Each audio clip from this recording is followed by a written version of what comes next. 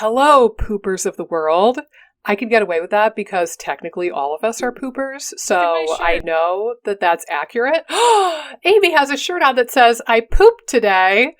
That is the most magnificent thing I might have ever seen. Oh my goodness. Well, yes. Guys, look, we're already off to a weird roll. Welcome back to the IBS Freedom Podcast. Of course, who else but Amy Hollenkamp R to the D would be wearing the I Poop Today shirt. And I will raise you the I Poop Today shirt with my shirt that just says, you could enjoy FODMAPs.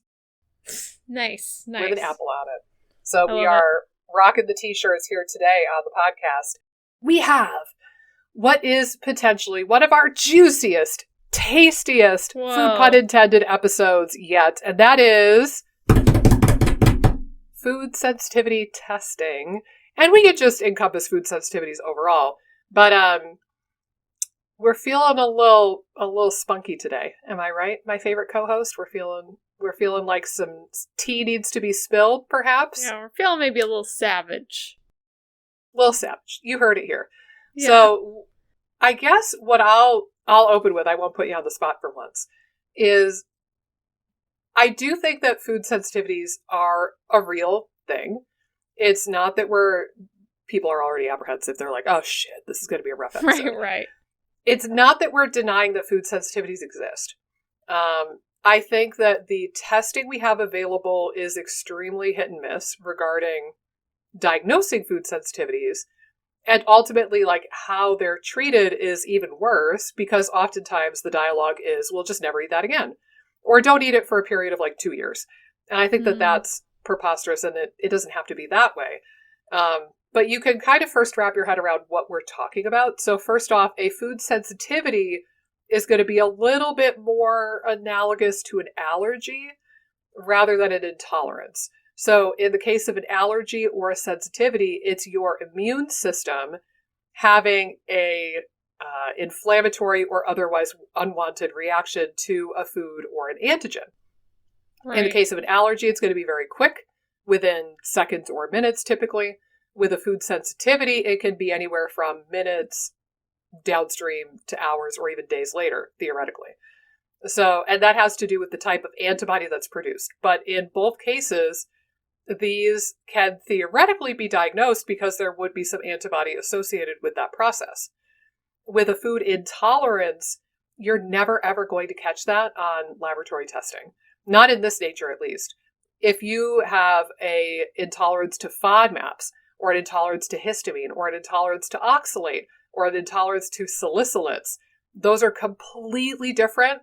If that's what you're going for in this podcast episode, this one might not be as applicable to you, because those are all intolerances, and it has more to do with some part of your body, or some part of your microbiome, or your gut not processing that metabolite very well. So like you're not processing and excreting histamine appropriately. You're not processing oxalates appropriately, or whatever the case may be, the salicylates, whatever else.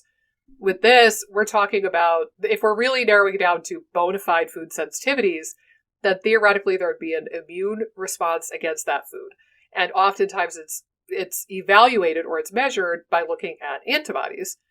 And that's where kind of the beef begins is, now, I don't know, for you, Amy, you never had food sensitivity testing done when you were going through your healing journey, right? Or did you? Oh. I did. Oh, I didn't realize that. Okay. Tell me your experience with this squirrely world. Okay. So interestingly enough, it was right before I went the functional route. I was working with an ENT. Wait. Right before? So somebody other than a functional person ran this testing? This is really? So I, weirdly enough, it was my ENT. My ENT suggested I do like the ALCAT test. Okay. And again, I was like, okay, like I'm open to this. So we ran the test, and of course it was like, tons of different things came up, and there was very little guidance. She gave me this booklet that was like, follow this booklet. And it was like, you can have these things for 5 days and then you cycle them out. Like, it was so complicated, the instructions. So I ended up just being super freaked out of what the foods were, which it was so broad. But then they were like, no, you can't eat a food too much then that you haven't eliminated, because then that'll become a food sensitivity. So I think that, like, the part that drives me crazy and the part that I feel like I experienced at a high degree right out the gate was that immediately there was a strategy that was based on, you have to figure out the foods that you're reacting to in order to find relief. That was the initial approach, was the food's the problem, is essentially the message that that food sensitivity testing says. Which, again, like, I'm not saying that certain food sensitivity tests can't pose a problem, or food sensitivities, I'm sorry, can't pose a problem. Yeah.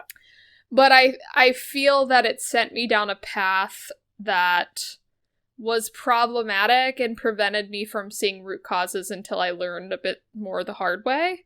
Yeah. So, again, when I did the food sensitivity testing, my experience was very frustrating. Again, probably set me up mentally towards foods in a negative way. Before I even went into the functional space that was all about, you know, restricting FODMAPs, restricting foods.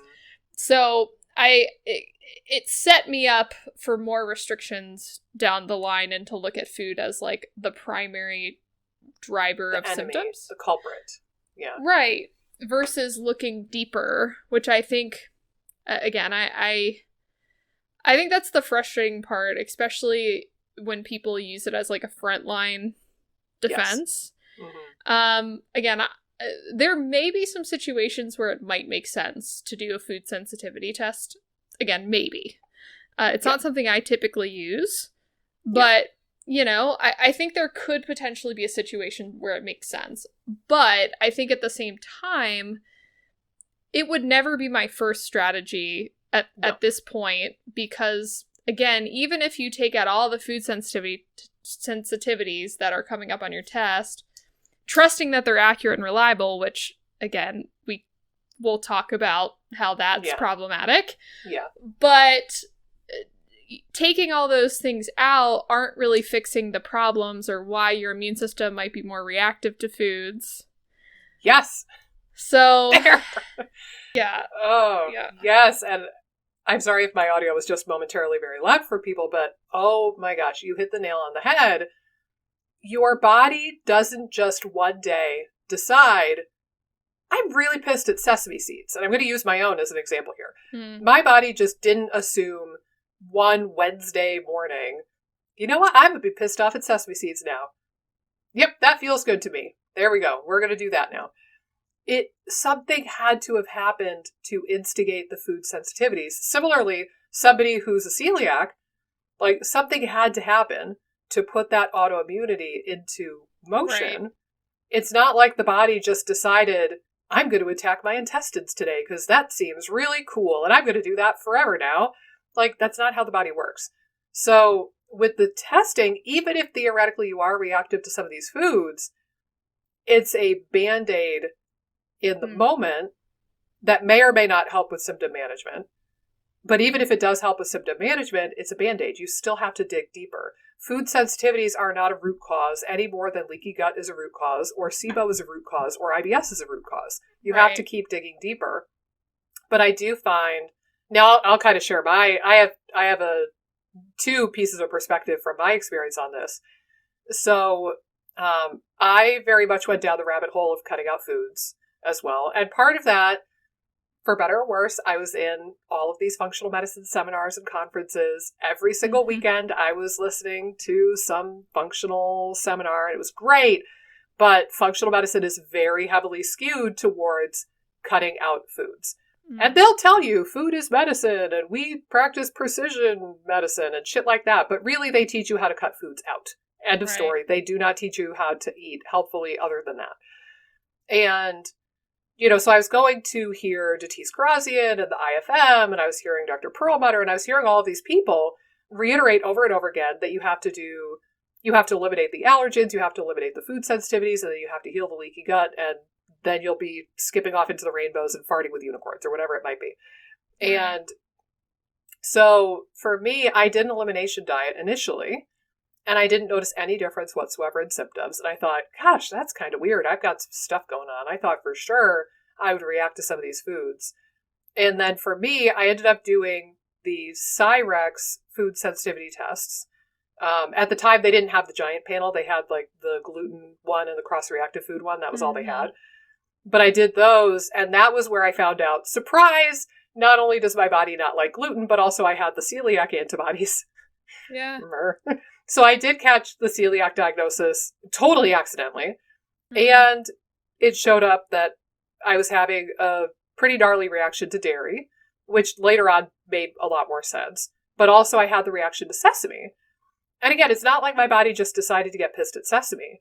In retrospect, I figured out later, oh, it makes sense because I was eating store-bought hummus, which contains tahini paste, every day of my goddamn life when I was a vegetarian.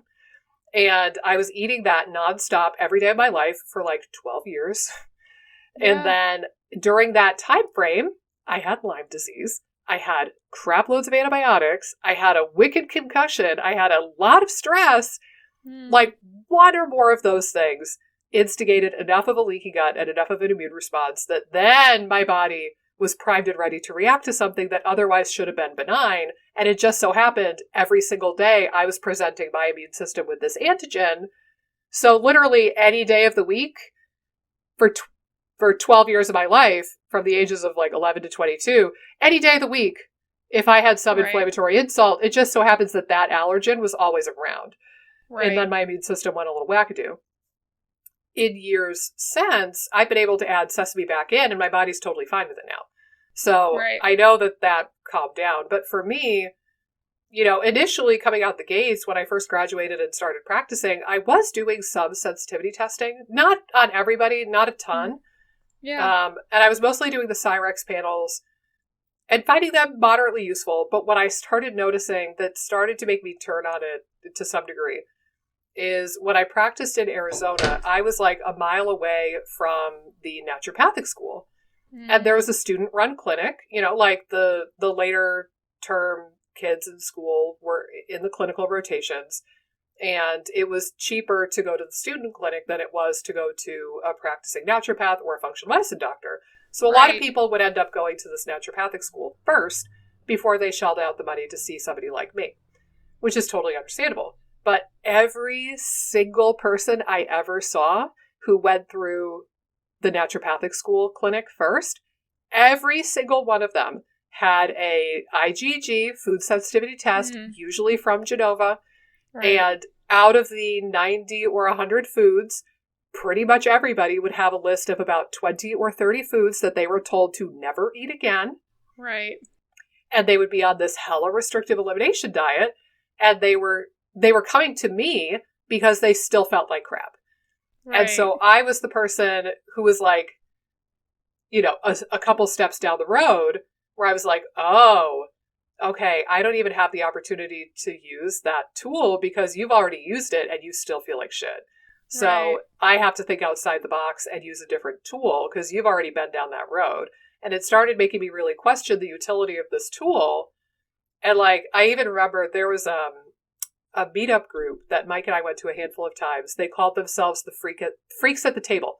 I don't know if they still exist, but Freaks at the Table was a group for people with a lot of food sensitivities and allergies, and they would go to like the 1 or 2 safe restaurants, quote unquote safe, in the valley and do this meetup like once a month or whatever.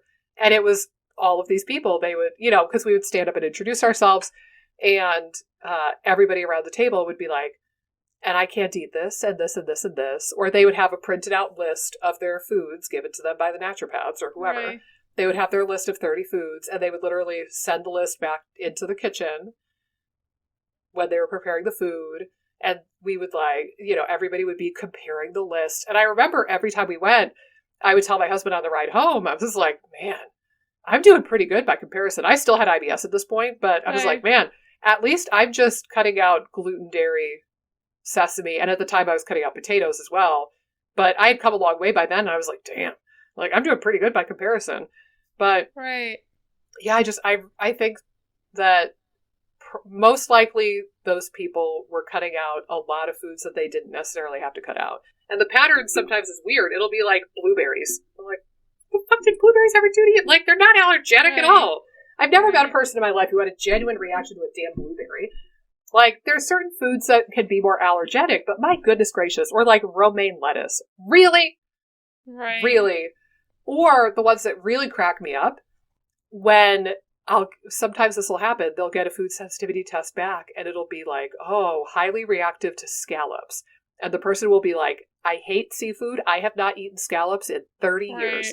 How did it come back positive? I'm like, it's because it's a big pile of horseshit. That's what's happening here. Like, well, yeah. I mean, and I think too, like, part of it might be like some of the testing methods too, and how they're, because I know I've heard that sometimes they're using like cooked versus uncooked. Like sometimes it's raw versus cooked is how they're testing it, and that could affect, sensitivity level. And again, I just think the methods aren't really clear. The worst for me is the Everlywell, because at least like with Cyrex or, a provider, there's at least an opportunity for the provider to help in some way. Again, I think I haven't really seen, whether they do or not. Right. I haven't necessarily seen a lot of providers be overly helpful for like removing 30 foods. But, at least there's like some objective person in the mix. The Everlywell, like the commercials just like drive me up a wall because they're so widespread now. But it's like you have these Everlywell commercials that are like, I have bloating and I realized that I was eating nuts or almonds. It was almonds. It's almonds. Yeah, and like I see the ones for almonds a lot. Right. It's like, okay, I guarantee you that almonds were not the only thing that came up, because I've never seen like just one thing come up on a food sensitivity test. Agreed. And it's like, oh, it seems so simple and magical, and it just sets such a dangerous precedent, I think, for the people. Unicorn. Right. That's the unicorn that everybody's chasing, and I guarantee they do those commercials very intentionally. Right. They don't want to tell you the truth, which is, holy shit, 20 foods came back positive. What am I going to eat? Right. They want to show you the myth that happens. Hold on, there's a stand-up comedian that has a joke that is relevant here, but I don't want to butcher it too much. I think it's a Mitch Hedberg joke. So I was going to say, like, they're showing you the outcome that happens the least, right? Right. And so I think it's a Mitch Hedberg bit. Have you ever listened to Mitch Hedberg's stand-up comedy? I don't think so. How are we friends? I'm going to do some. He was wonderful. He was so funny. So he was a stand-up comedian that passed away in like 2004 or 2005. But he sounded high or stoned or drunk in every performance, because he probably was. But he had this bit where he was like, I saw a billboard once of a guy winning at a slot machine, but that's the outcome that happens the least. It's like it's like if they showed a billboard of a guy eating a hamburger, but he's choking. Right. Like, hey, this happened once. And it's like the guy winning at the slot machine's like, hey, this happened once. Like, it's kind of similar. But similarly, with Everlywell commercials, there's probably like one person out there who has gotten the test back and it was one food, and then they cut that one food out and then they felt miraculous. That's the unicorn. That's the dream that everybody's chasing when they do these damn tests, because they think, gosh golly gee, it's so much and I know, because I was there. Gosh golly gee, it would be so much easier to just cut out potatoes than actually deal with my bag of bullshit I'm carrying around in life, my stress, my sleep, my relationships with other people, my actual nutrition, and making sure I'm getting calories and I'm not like over dieting or whatever, and all the crap we talk about in the IBS Freedom podcast. But it's so tempting, it's so alluring, the thought of there could just be one food, and I could find that magical one food, and then I could ignore everything else and be frolicking off into the rainbows. Sign me up. Yes, please. Like, it's just, it's horse manure. It's absolute horse manure. And Everlywell, unfortunately, plays into that beautifully, and they probably laugh all the way to the bank, for that matter. Well, and again, I think I think there's a couple points I'd like to make. I think there's a lot of things I wish were more direct to consumer, which, like, again, like, I know, and I think CGM's a good example. Like, I don't think that CGM, like, I think hopefully you'll be able to work with someone, but again, like, it's typically only for, like, diabetic, or someone with diabetes, you know, someone that's struggling with, like, diagnosed blood sugar instability. But I do think, like, that could be a valuable tool, not only for someone that has diabetes. Like, we've worked with tons of people that could benefit from doing CGM. So, like, there's things that I think could be tools that I wish were a little bit more widely available. And again, like, I'm all for that kind of stuff. But I think things like... I was just going to say, or even just, like, being able to go in and get a simple blood test to check your iron level, or check your vitamin D level, or check your thyroid. Like, that should be... I mean, I feel like once a doctor or somebody alerts you to that as an issue, like, you should have the freedom to go in and just recheck it when you want to. Right. I think it's a difference between, like, a lot of the stuff that I think should be more direct to consumer and very easy to access is, like, data. So, like, data points. Yeah. Whereas I feel like the Everlywell is data technically, but it's also an intervention built into one. And I don't think... I think there's a lot of risk to the intervention being removal of food, because, like what you're saying, the ramifications is, okay, so you're not nourished. There's a higher risk of not being nourished. And again, I think that that's the frustrating part. The most frustrating part to me about Everlywell is, like, again, it is an intervention, and it can just really have harmful consequences if it's not being monitored properly. And then I think the other thing I was gonna say... Oh my god, now I've lost my train of thought. Oh my god, now I've totally lost my train of thought. Ugh. Were you going to say how stunning I look today? Well, that's always a given. That's always a given. I don't know if that jogged your memory at all. Well, I can kind of pick up, and then you can chime in when the thought comes back. Yeah. I think it's like, what do you do with the information? Right? Like, how risky is the intervention? Like you were saying, like, okay, if you were to waltz into a place and check your iron and it came back low, what would be the intervention? You would just take an iron pill. How risky is that actually? Very minimally risky, to be honest. Right. Like, just take the iron, whatever. So, like, that should be readily available, I think, because then, like, how risky is the intervention?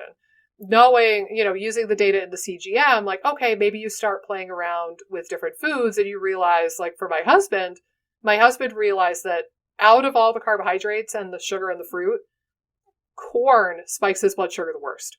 And he used to be a corn addict. Corn tortilla chips, corn tortillas for taco night. And now we've been distinctly shifting towards corn-free alternatives and not having tortilla chips in the house for him to graze on. And, like, we try not to do popcorn a whole lot, because we just know now that corn in particular, for whatever reason, like, corn just really spikes his blood sugar. But, like, oatmeal does not. Or things that have oatmeal in them do not. Or, like, even, when he has wheat, or when he has gluten-free bread or something else, or rice, he'll get a bit of a blip, but it's not nearly as bad as corn. Right. Like, how risky was that intervention for him to learn to choose other carbohydrate sources in his diet and just opt to eat corn less frequently? Like, that's pretty low risk. At least for him it was. Versus, like you were saying, if you get a list back with 30 different foods and you have no guidance or a very minimal amount of guidance, or if you have guidance from a person who is in that mentality of, oh, never again, these are the bad foods, then you're potentially going to be very malnourished, or at the bare minimum, you're going to be unhappy. You cannot tell me with a straight face that you are genuinely a happy and well-balanced person when you're cutting out 30 foods. It's just, I don't believe you. And I think even a little bit deeper than that layer, too, is like, okay, this is a recipe for disordered eating. Honestly, like, if you're just blatantly removing a whole bunch of foods, and then again, the mindset shifts between, okay, these foods are the enemy. Yep. And I have to remove foods in order to get well. And I have to be good. Right, and I have to be good, and I'm going to be like, I don't know, just a whole slippery slope that is problematic. And again, I see so much disordered eating, and I think it's probably the most frustrating aspect because it's like, and it's not anyone's fault. I definitely had some disordered eating when I was going through IBS and SIBO, and I would say you probably did too, like some degree of disordered eating with all your health history. And some of it makes sense too, like if you've had symptoms with different foods. And again, I can totally understand and empathize and sympathize with it. But I think, again, like it's all these tools and practitioners that sort of promote it so heavily that it's just, again, it's such a dangerous slippery slope. And I think that that's a whole other can of worms too. And again, I think the problem with the food sensitivity test too is like, you know, the issue is, you know, what you were saying before, the promise isn't really true. Yeah. For most people, if they're, even if they avoided... does not exist. The limit does not exist. Right. So even if you remove the 30 foods, there'd still be the dysfunction that was causing the reactions if you're not doing anything else. Yeah. And that's the really nasty thing about this too, is that the more you narrow your diet and the more you take away that nutritional diversity, now you're setting the stage for an immune system that really is going to get pissed off at everything, from the microbes to the food. And if you didn't have food allergies and food sensitivities before cutting out the 30 foods, you damn sure are going to create an environment that's going to create all of those reactions now. Because now your microbiome is going to be less diverse, your nutrition is going to be less diverse and less adequate, and your immune system is going to start leaning toward that inflammatory state because it doesn't have the stimulation to the T regulatory cells from the gut microbiome and the dietary diversity. So you're creating a really nasty cycle, and you're almost, and it's weird because it's like a reinforcing loop, right? Like you do the sensitivity test, you cut out all the food, and then you develop more sensitivity. So maybe you do the sensitivity test again a year or two down the road, and now you have more foods to cut out, or maybe you rotate some of the old ones back in, and then you might feel a little bit better when you cut some of those out, and it's like it continues to prove to you, loosely, I'll use that word. It continues to prove to you, see, the food was the bad thing. Because now you're creating this immune system that generally is overreacting to everything. And that's not good. You're losing tolerance to your food, and eventually you can lose tolerance to chemicals. So the people who, you know, like they walk into an office building and one person 30 feet away has perfume on and they immediately launch into a full migraine or hives. Right. That's not normal. That's loss of chemical tolerance. And similarly, you can lose tolerance to self-tissue, aka develop an autoimmune disease, because your immune system kind of broadly thinks about tolerance to self-tissue, to chemicals, to food antigens. Like, it's all kind of the same idea for the immune system, the idea of tolerance. And if you start losing tolerance to your food because of lack of dietary diversity, you're going to set the stage for loss of tolerance to a lot of different stuff that you don't want to lose tolerance to. Well, I think a really good example of this, and again, I know the broad stroke story of it, not necessarily like the details, the nitty-gritty details of it, but is what we did with peanuts. It's like with peanuts, you know, they said, oh, we need to wait longer for kids to try peanuts. And what happened? We have way more peanut allergies now than we ever did. So now we're backtracking. The doctors and stuff are backtracking on that recommendation, and now they're saying try the peanuts earlier. And I think, again, like peanuts should be the first thing you introduce. So it's like, son of a bitch. Right, exactly. And I think, again, like, it's so interesting that happened.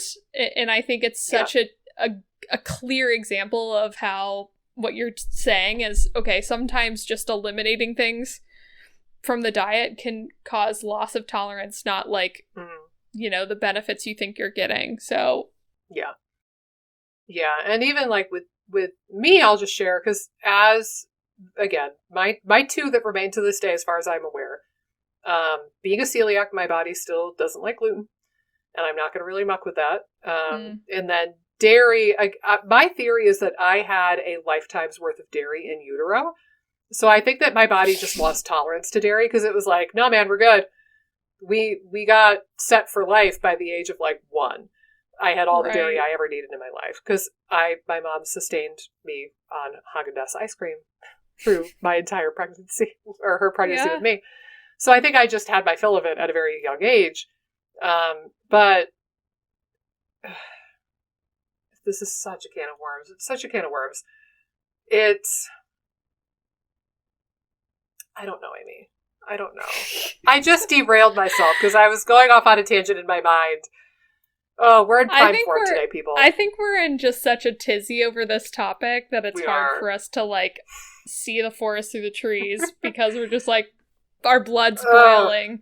Yeah. We're thinking of every Everlywell commercial that's ever popped on the screen. They're, like, flashing in front of our face.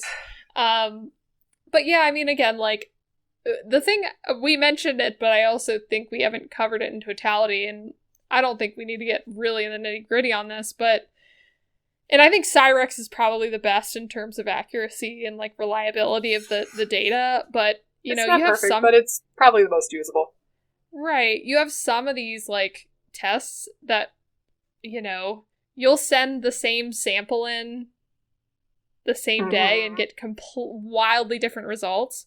And again, I think anytime you're going to make such a big change to your diet where you're removing tons of foods, like, you better feel pretty confident that that's accurate and reliable information. And if you're sending in a sample, the same 2 different samples on the same day, and you're getting wildly different results, I mean, how frustrating is that?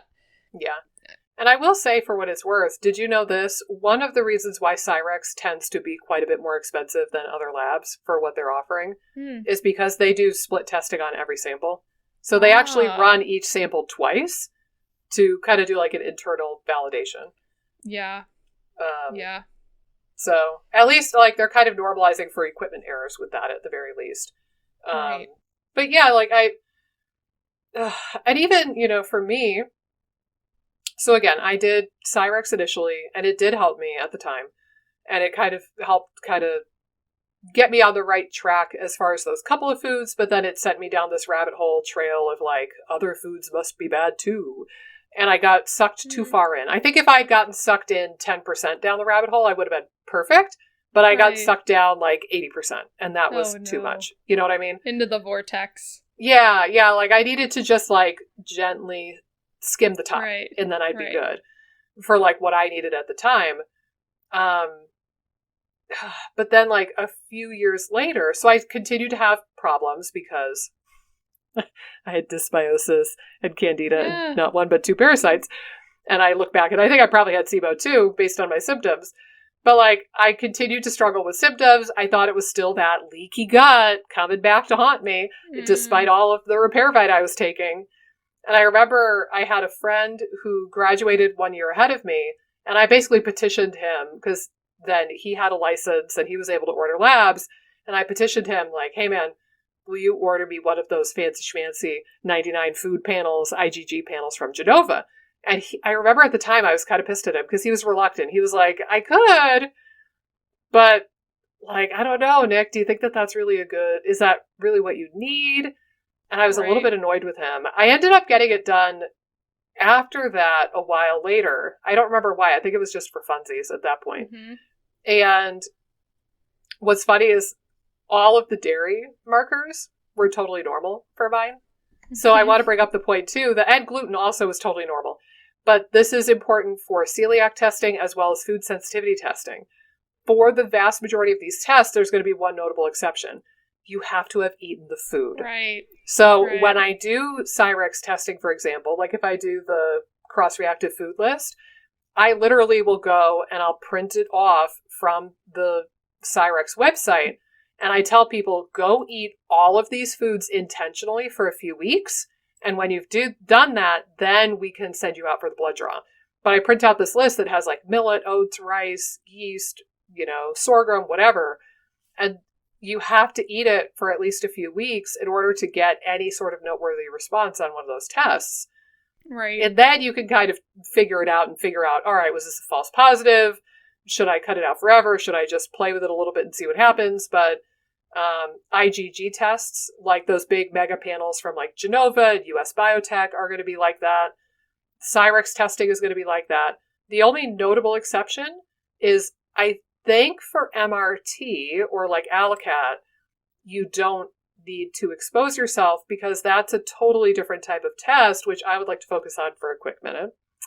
Okay. I think out of all of them, ALICAT and MRT are the worst. Yeah. In my opinion. Mm-hmm. In part because the mechanism makes no sense whatsoever to my brain. Mm-hmm. And that doesn't mean it's intrinsically bad if I can't make sense of it. But it just means, like, I think I'm a moderately smart person. Like, I should be able to figure out the mechanism and wrap my head around it.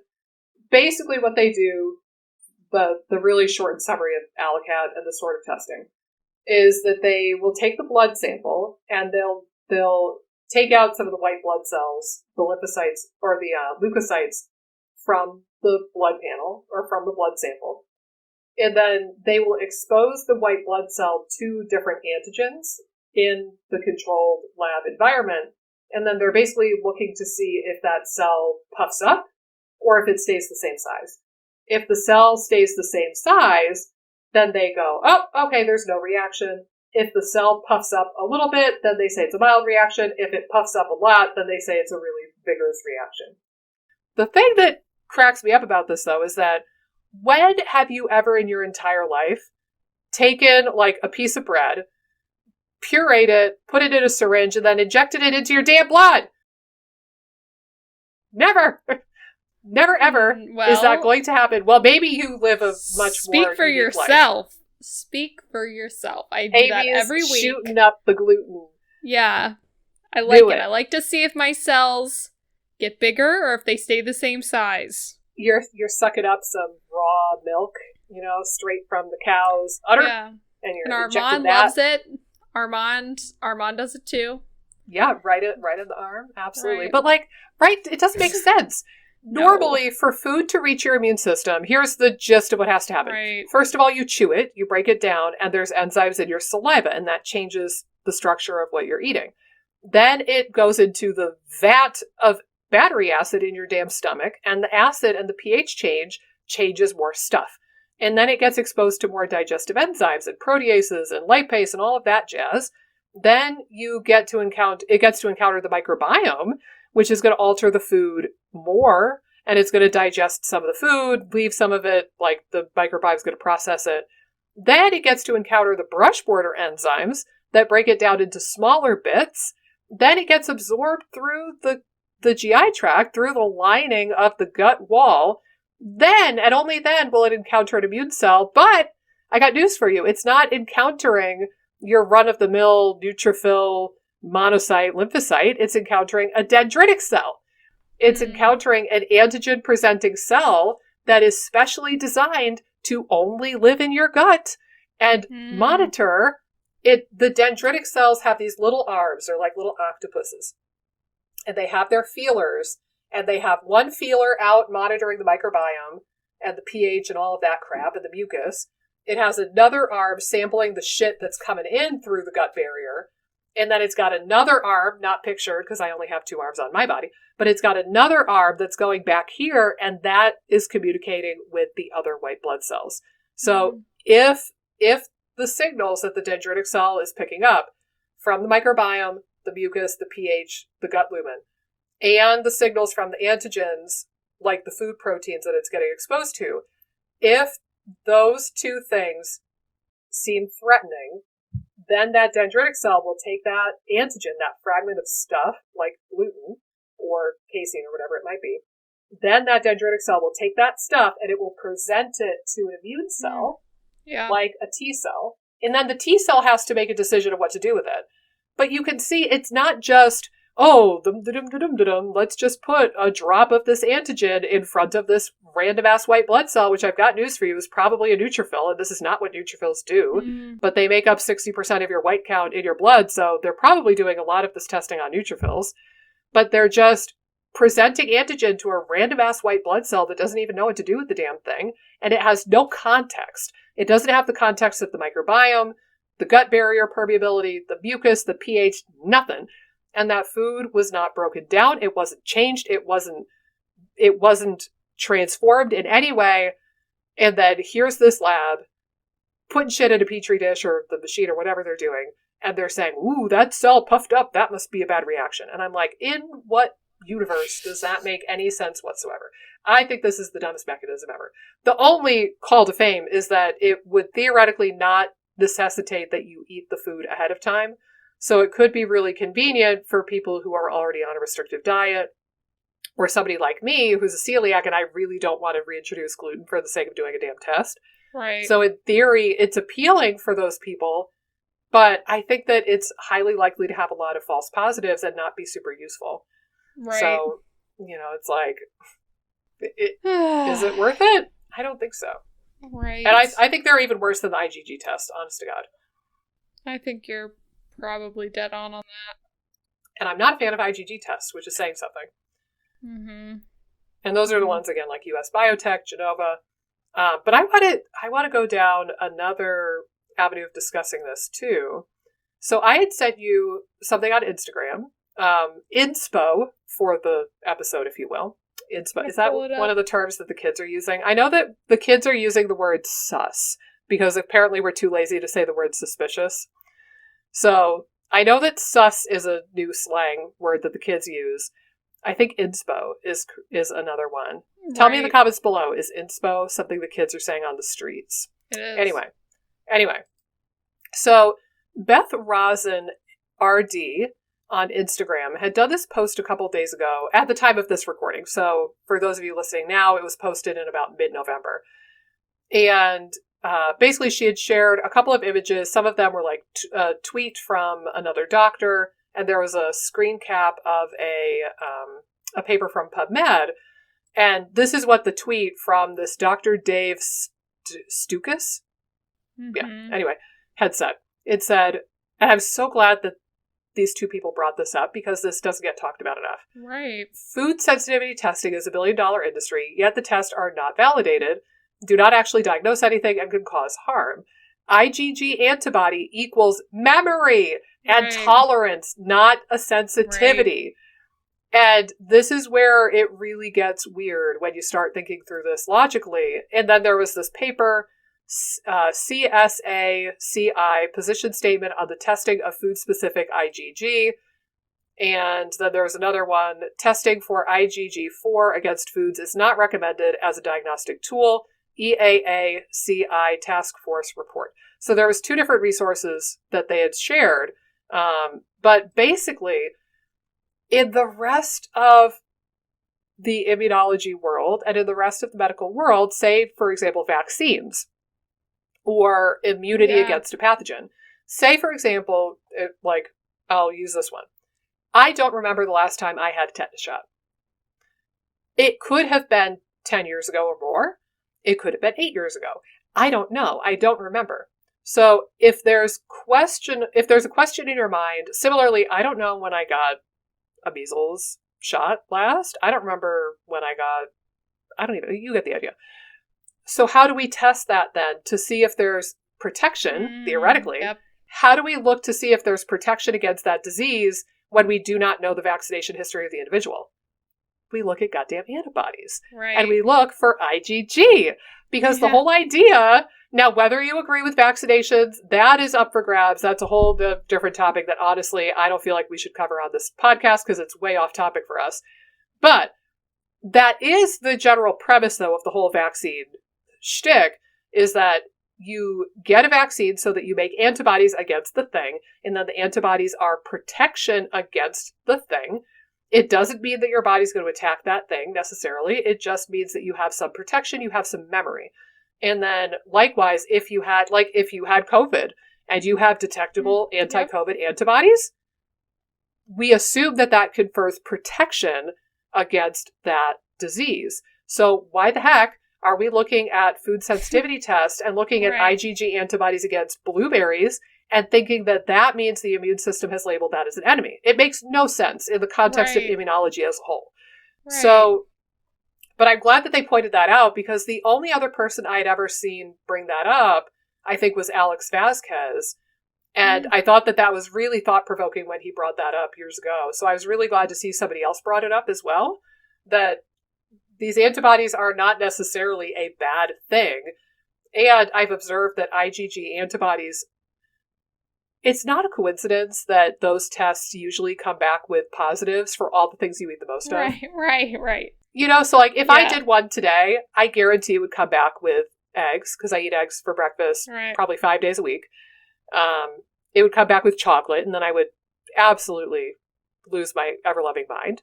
It would probably come back with like almonds, because I have almond milk a few times a week. But like, you get the idea. It's going to come back with all the stuff that I eat on a regular basis, because again, the immune system is just saying, hey, we see that.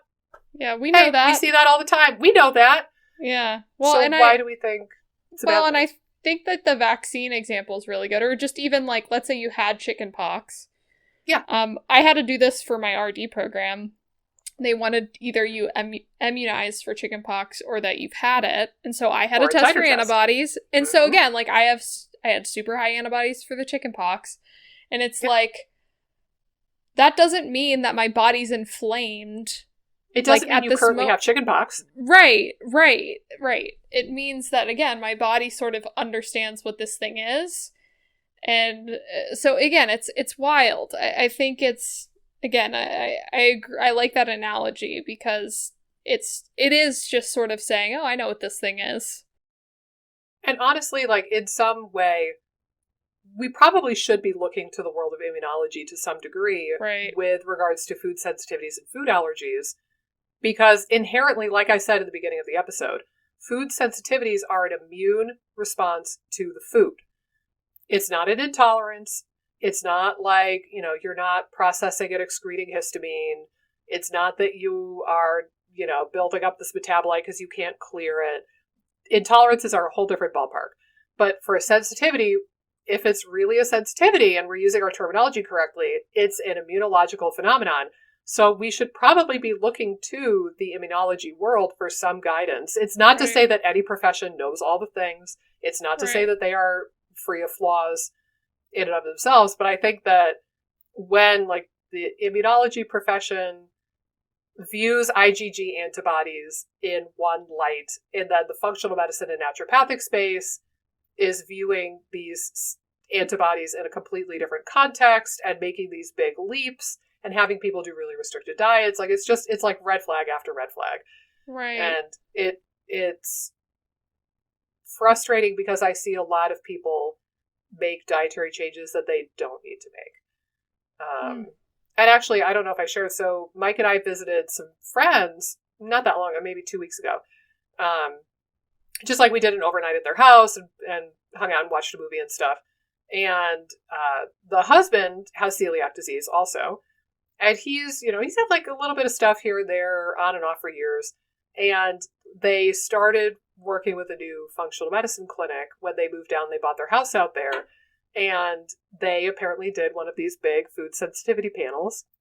And it came back with a whole bunch of stuff. Right. And now this friend is not eating an awful lot of stuff. And it seems like it's a lot of the stuff he was eating before.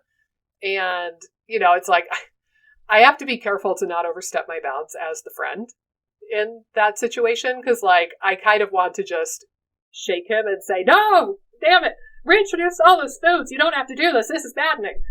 But I can't do that because ultimately, like, that's not my position in this relationship. But, like, they were saying that, yeah, the functional doctor told him that he would have to cut out all of these foods for at least 2 years. Oh my god. Well, it might as well be forever at that point. And where are they getting these numbers too? Like, I feel like, why 2 years?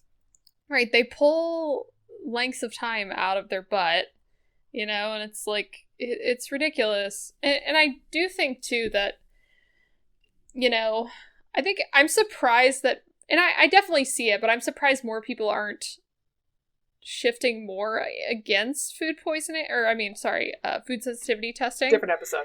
Yeah, food sensitivity testing. And I think a lot of people have shifted on it, but there's still a decent amount that do it. And again, like, theory. Well, I think sometimes people like to double down on things. Yeah. You know, like the second they get pressed on something, it's like their ego gets in the way or something, and it's like, I have to stick to this. And I think even people who I work with, you know, and they've been on a restrictive diet, whether it's based on food sensitivity testing or low FODMAP or something, it's like they've already invested so much time and energy to it that it's hard to abandon. Yeah. I think that that's a piece of it. The other thing, honestly, money, money, money. Because what is the slogan that my profession, the functional medicine profession, loves the most? Gas. Test, don't gas. And if we can be the profession that holds this holy grail of fancy schmancy testing that you can't get with a normal doctor and you can't get anywhere else, aside from freaking Everlywell. But like for years up until Everlywell came out, we were the chosen ones. We were the ones who had the food sensitivity testing, and you had to come to us and you had to pay us the money to get this fancy test and do all of the things. And I feel the same way about Dutch testing in a lot of ways. Like, it's this, like, you want this? You want this test that I've totally built up on social media and we've hyped up in my profession now? You have to come pay me the big bucks, man.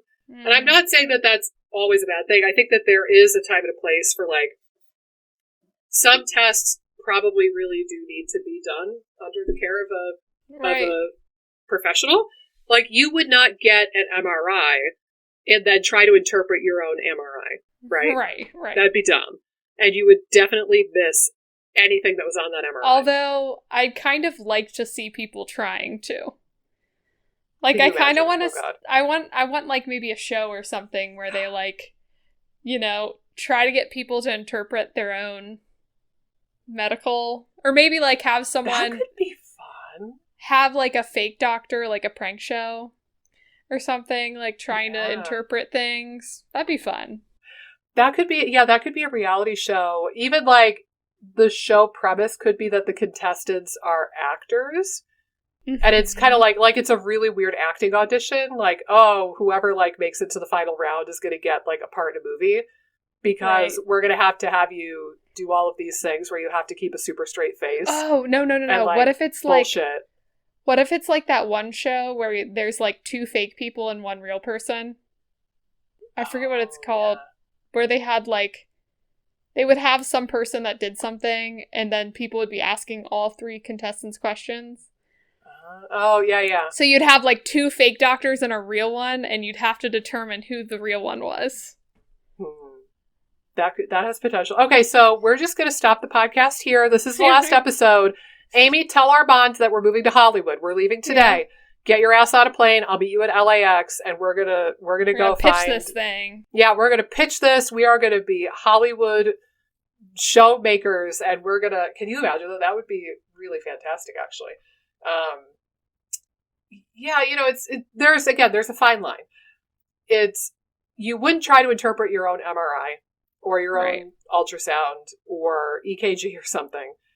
I think, again, there are some tests like iron. It doesn't take a rocket scientist to look at ferritin, see that it's low, and go, gosh, golly gee, maybe I should eat more iron. Right? It might take some deeper level of understanding to know that the LabCorp reference range is shit. And rather than shooting for 15 or above, you really want to shoot for 50 or above, right? Like there's some utility in having a trained professional helping you with that. But then a lot of doctors would miss that anyway. So there's like a happy medium where there's the stuff that should totally be available and it's really easy to interpret. And there's the stuff that's really complex that nobody would interpret on their own. And then there's a lot of gray area in between. I even honestly, oftentimes, I think like leaky gut tests should not be interpreted by the individual person because again, there needs to be that conversation of like, okay, this is a consequence of something else. We need to get to the root cause. Don't stop at leaky gut. And like the context of that, or even like SIBO testing. I feel like a lot of people, professionals included, get that ass backwards and misinterpret SIBO tests. Yeah. But these food sensitivity tests, it's overall it's dangerous, but like we were saying before, I think that, you know, Cyrex, pretty straightforward to understand, at least. The reports, it's, you know, red, yellow, green. If it's in the green, you're golden. If it's red, maybe try to eliminate it for a while, see what happens. If it's yellow, I could go either way, depending on the individual. Yeah. and like how strict they want to be and how much they want to really go gung-ho into this thing. But there's one other test that I think is decent. Again, I don't think any of them are perfect, including Cyrex. But there's another lab that sometimes I will use. They have a histamine test that I like called Precision Point Diagnostics. They used to be called Dunwoody Labs, but then they changed their name about a year ago. They have a test. It's the P88 dietary antigen test, and it combines, for all of these foods, they look at IgE, IgG, IgG4, and complement reactions, which is very interesting. And then they kind of give you a little bit of a key to help you decipher it. I've used that one a handful of times, like if somebody's insurance will cover that one, but not Cyrex, for example. Right. We might opt to use the one that's a little bit more affordable in that regard. Again, not perfect, but it's been useful in a couple of ways for people. But just by and large, I think that food sensitivity tests are really dangerous. And you had alluded to this earlier. I never do them right off the bat. If I do use them, it is months down the road, typically. Because I want to make sure that your gut is not wide open. I want to make sure you don't have wicked dysbiosis, because then if the gut's wide open, and again, you've got those dendritic cells, one arm sensing the microbiome and the mucus and the pH and all the stuff in the gut movement, the other arm picking up antigens from your food. If the one arm is picking up on weird inflammatory shit, literally from the lumen, then it's going to interpret those foods as trouble, and then you are going to have an excess antibody response to those foods. So you've got to manage the leaky gut and the dysbiosis to some degree before the test will ever become useful. And whether they're useful or not is kind of up for grabs, in truth. Right. Oy vey. Oy vey. Oy vey. Oy vey. Well, I feel like we covered it. Do you have anything else? I feel like there was some other point that I was going to try to make at some stage of this. I will say this. I think gradually we're going to start seeing a bit of a turnaround. It's not there yet, but I think within functional medicine, it's still a problem. Naturopaths, I think, are actually worse. Naturopaths are very, very gung-ho about food sensitivity testing, typically, the ones that I've encountered, at least. So I think naturopathic doctors, NDs, are some of the worst offenders for this. Functional medicine doctors who are not naturopaths are kind of also big culprits. I find that the functional crowd is getting slightly better, and I think it's because of Datis Karazian. Because again, years ago, he was one of the ones who made me damn paranoid about the food. And he was in the mode of cut out all the things and do the repair fight diet, which is basically AIP. And only in recent years, like the last maybe 3 or 4 years, he started really having more of an appreciation for the loss of tolerance idea. Mm-hmm. And he's actually come full circle now, where now it's so ironic and stupid. I remember in his GI module with the Karazian Institute, I remember he was talking about, like we've all seen those patients who have cut out 30 foods and they don't eat anything, and then their tolerance for the world tanks because their immune system is totally pissed off. And I'm like, listening to this lecture, and I'm like, yeah, Datis, you were one of the people who... I know. Like, educated hundreds of doctors and hundreds of dietitians and naturopaths and acupuncturists, and like, you are one of the main reasons why a lot of these people exist. I'm not saying he's the only reason. Right. But I just kind of like cringed, like, yeah, Datis, we've all seen these people. Mm-hmm. Right. Mm-hmm. But to his credit, in his class, I remember this was a couple years ago, he was like, yeah, we've all seen those people who have whittled their diet down to nothing, and then they lose tolerance for God in the world because their immune system is jacked up because they don't have any nutritional diversity. And everybody in the class is like, yeah, totally. And he's like, so my solution now, and I think he actually has like a mini program that he sells to the public now about this, but now he's come full circle and he's like, we need diversity out the wazoo, especially with fibers for promoting microbiota diversity. And he's actually said, I have people go to the store and buy like one of everything. Basically like one of every fruit, one of every vegetable, go to the Asian supermarket and get weird shit that you've never seen before. Like, get durian or something.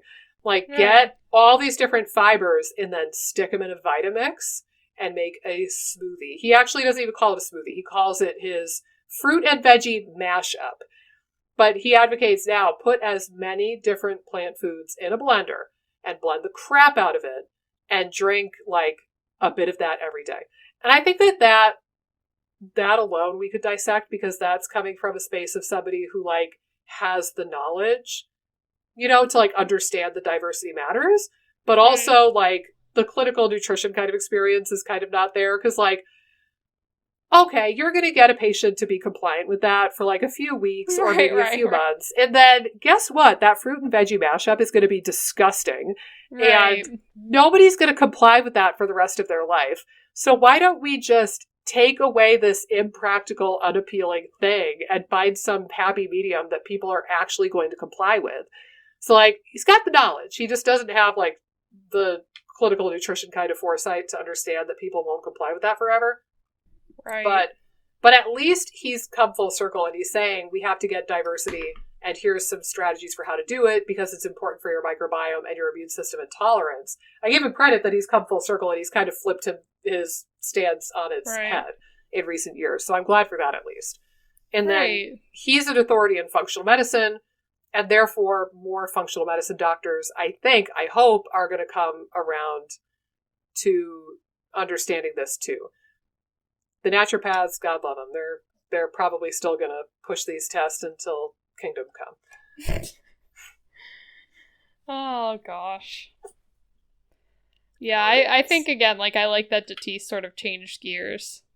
But I also think, like, there's an aspect of, like, oh, acknowledge that you were, like, a part of the issue at first. Yeah, I don't know. I'm just glad he changed gears. Me too. But, it would be a little bit more wholesome feeling if he was like, oh, BTW. Sorry. Yeah. Sorry about that. But, you know, I'm glad that he's making an effort to educate doctors and educate clinicians using the new knowledge. I think the sign of, like, the worst human being that I do not want to associate with is a person who has an incorrect opinion and then is presented with new information, and then they dig deeper in their opinion and they refuse to change their wrong opinion. Like, they entrench versus, like, growing. Yeah, like, it's okay if you change your opinion over time. Like, that's to be expected. That's growth. Like, for a brief fleeting moment, I thought low FODMAP treated SIBO, and then I learned otherwise and I changed the way I did things. You know, for a while, I thought that the main way you treat SIBO is antimicrobials. And then I saw the light and I came around to see things another way. So, like, I've changed my mind on things over the years, for sure. And I used to be bigger on food sensitivity tests, not as bad as some, but I was moderately gung-ho on them. And now I've kind of changed my tune. And like I said, if I do run them now, it's usually a couple months into working with somebody when we're kind of looking for, again, like, that weird pattern we're not picking up on, or that oddball inflammatory response that we can't quite pin down, but we're also working on the other things too. Yeah, for sure. Oh, so guys, in summary, I kind of want to say in memoriam, but, like, that doesn't work. Yeah, close enough. I guess it's in summary.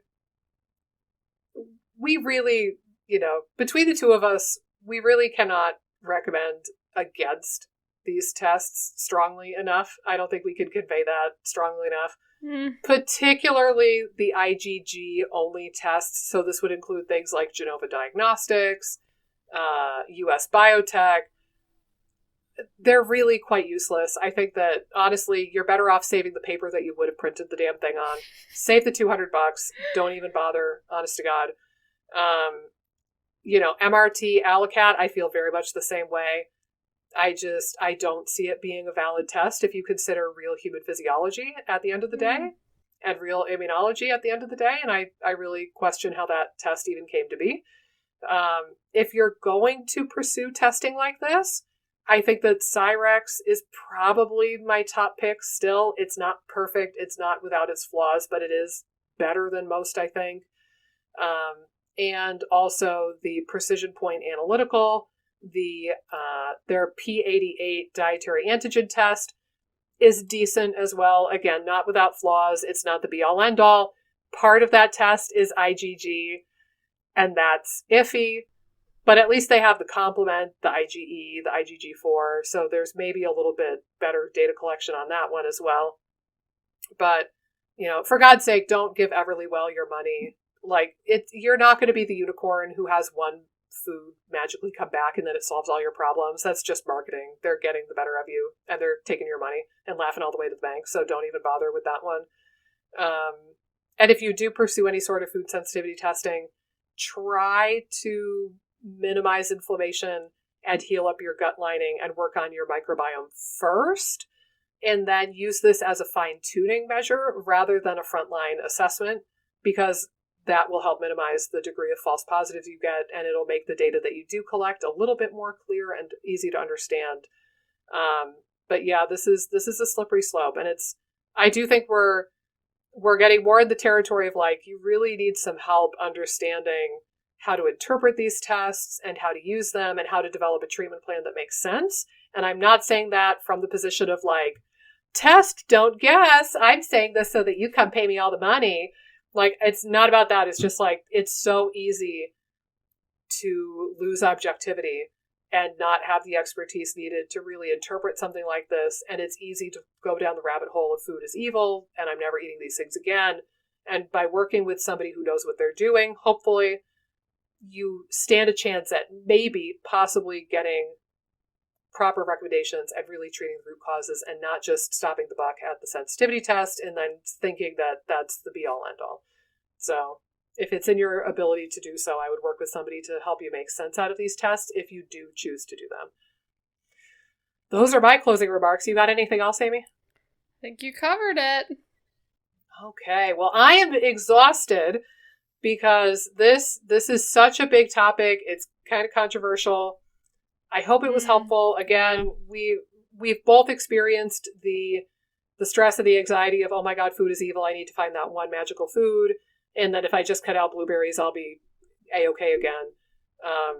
But between our personal experience and our clinical experience and observing other practitioners around us, hopefully this made for an informative podcast episode. That's always the goal, to give you information that you can ultimately use and then hopefully improve your health and weed through the bullshit, because Lord knows there's a lot of bullshit out there.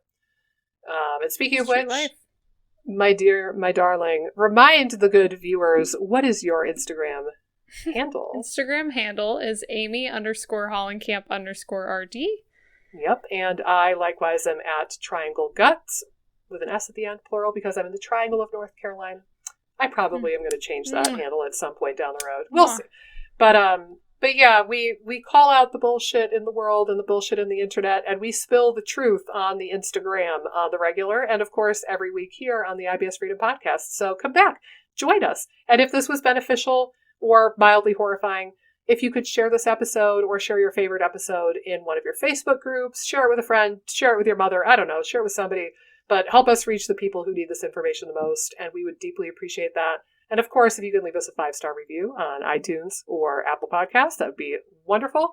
Subscribe on the YouTube channel, and come back next week for another riveting episode, maybe a little less controversial, but riveting nonetheless episode of the IBS Freedom Podcast, and we will see you so soon. Take care.